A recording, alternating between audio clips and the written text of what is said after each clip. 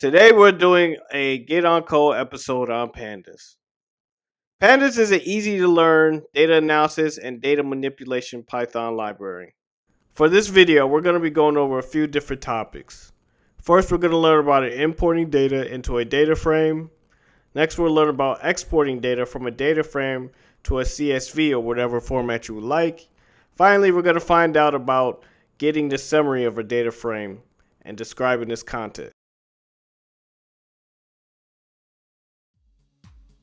We're starting with importing our data. We're going to be using a CSV that I actually just found online. You should see the HTML, the link popping up right now. You pause this video really quick before I even go ahead and download this CSV. I'm going to be using the Avengers.csv because of my nerddom. So I thought it would be something that would be a little bit cool to really kind of go through. So going through it, we start off by, and these things are already ran. So, but I would run to mount my drive. It says my drive is already mounted. Of course, I'm going to be importing the Pandas library. I also imported NumPy as well.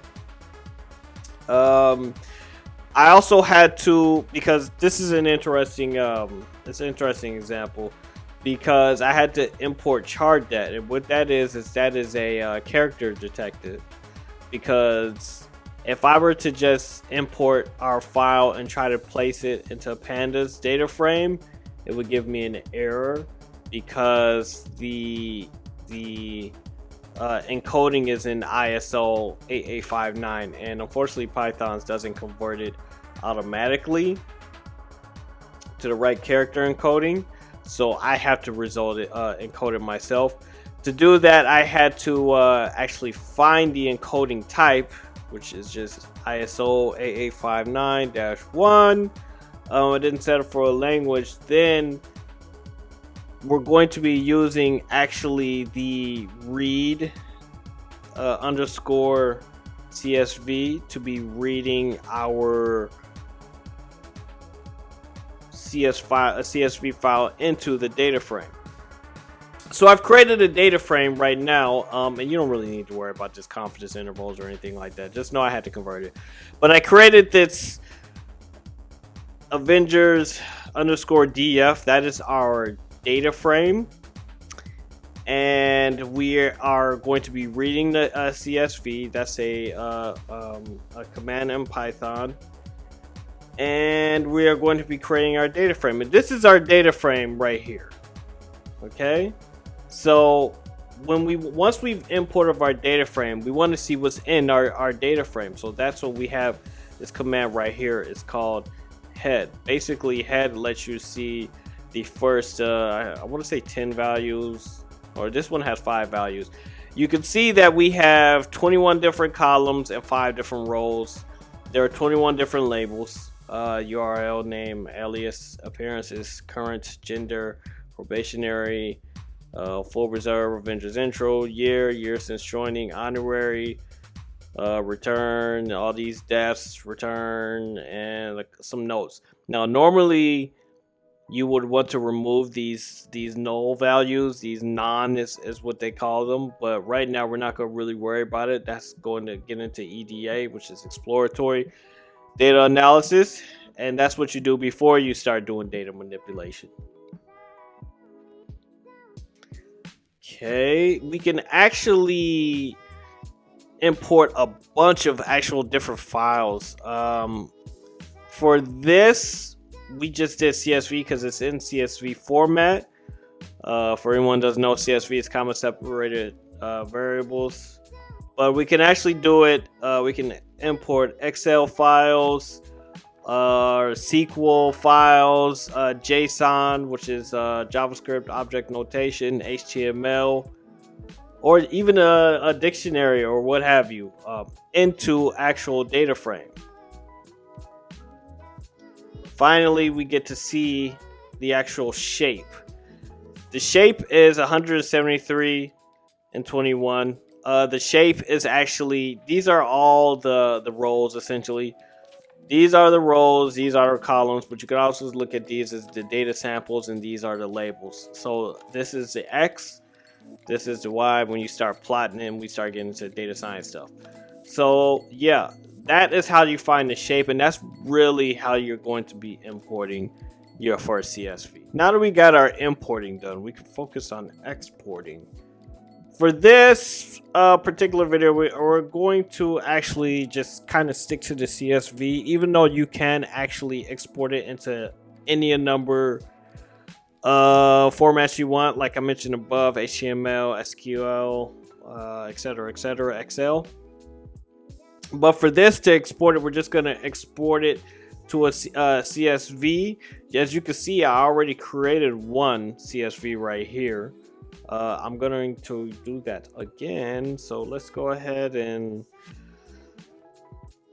get our data frame. We're going to use the command _c. Hopefully Google will give us the rest, or Chrome, or Colab. I'm sorry, Colab gave us the rest. Then we're going to save it on our remote Colab drive thing temporarily. So we're going to save it in a content drive, and then we're going to call it Avengers 2 or whatever. It doesn't really matter, and we're going to save it in the right format. If you don't save it in the right format, it won't convert it correctly. So let's go ahead and try that. All right, so it should have created an Avengers -2 CSV, and there it is right here. Let's go ahead and download that really quick so we can get a look at it. And I'm just gonna save it to my desktop, so that makes it that much easier. And then I'm going to open it. Maybe I can open it with actual Excel. Maybe let's try it with Excel. Let's try with Excel. All right, and okay, so we got our CSV right here. It looks like a typical CSV, has all our fields. You can see some of the notes now a little easier. Merged with Ultron and Rage of Ultron, Volume 1. A funeral was held. Okay, so you can actually see that it actually converted it into a CSV in itself. So now that we have that, let's go ahead and start trying to describe or get a little bit of a data summary for our data frames. So let's go ahead, let's create another field, and we are going to start getting some info. Right, so let's start with the actual function info. So we're just going to get some basic information about our data frame. Sums up, we can more or less see the fields. It gives us the field, it gives us the data frame info, field by field URL, blah blah blah. It's a little funny to read, I know right now, but that's just how you get your basic info, and it shows all your rows and your columns, right? So also, we can also get an index. Weapons fire detected.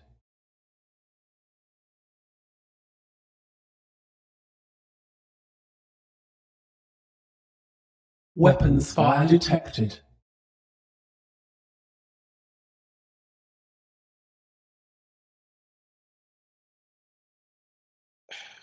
Avengers DF. I'm saying Avenger. All right, so you can see the range stops. It goes from 0 to 173. That's the number of rows, and it goes one by one for each step. You can also use my favorite. It's called describe. Right, so let's get describe. There's two ways you can do it. You can either say describe and it's similar to the index, or you could put describe close parentheses and T, right? And it sums up everything that much better. I had to add the T because it brings everything together. I forgot to add it in the first one, but you can see it sums up everything with describe. But with T, it only includes. Let's see really quick. Yeah, well, it just flips them. It just inverts it. So count, mean, total value 173 is a total count. There are 173 data samples and appearances, year since joining. You get the mean, you get the standard deviation, you get the minimum, the 25% quartile, 50% quartile, 75% quartile, and of course the max value. A very interesting thing. Remember when I said that this had some non-values, some null values?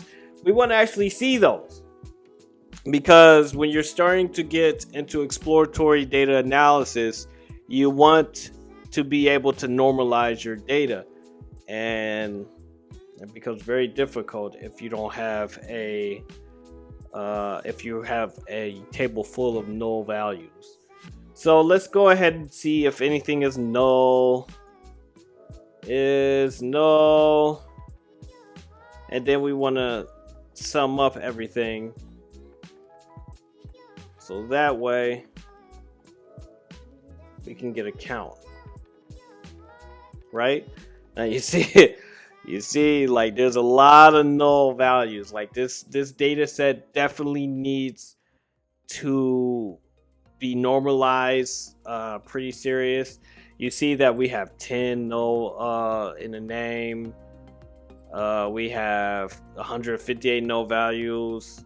Probationary, like this data set needs to be normalized very ridiculously. And there's some fields that can probably be dropped. I would say, well, if there's no honorary, I don't think that even makes a difference. Where is it like year since joining, honorary, non-honorary? I think that means since joining the Avengers. But this is when we start to get to exploratory data analysis. Now we're going to generate a correlation matrix, and this is a correlation between the numeric columns and the actual data set. I normally use a confusion matrix, but for purposes of this video, we're going to use core, which is actually this built-in function. It's for correlation, but we'll get into confusion matrix later. That's definitely in the data science portion. But as you can see, there's some negative correlations between the year right now and appearances. There's some negative appearance between a year and year since joining. Like it definitely needs to be normalized. So that's going to be what we will worry about in a different portion. Next, we're going to be focusing on actual data manipulation of the actual data frame.